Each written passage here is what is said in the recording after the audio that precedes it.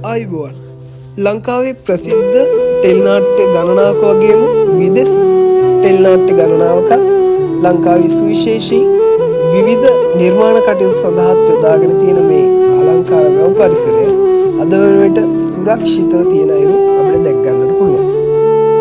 ස්වභාව සෞන්දර්යයෙන් සපිරි ඉතාමත් අලංකාර සහ සුරක්ෂිත වැව් පරිසරයකින් යුත් පුංචි වැව් කොටසක් මේ උයන්වත්ත වැවෙන් අපිට දැක ගන්න පුළුවන්.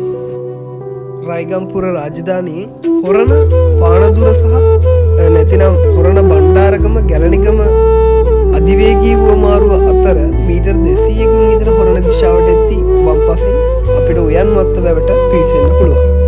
ඉතින් ගොඩාක් අය මේ උයන්වත්ත වැවට එනවා තමන්ගේ කාලය සුවයෙන් සතුටින් ගෙවන්න. ඔයාලත් එන්න පරිසරය විඳින්න විනාශ නොකරන්න වග බලා ගන්න. ඉතින් මේ වගේ ලස්සන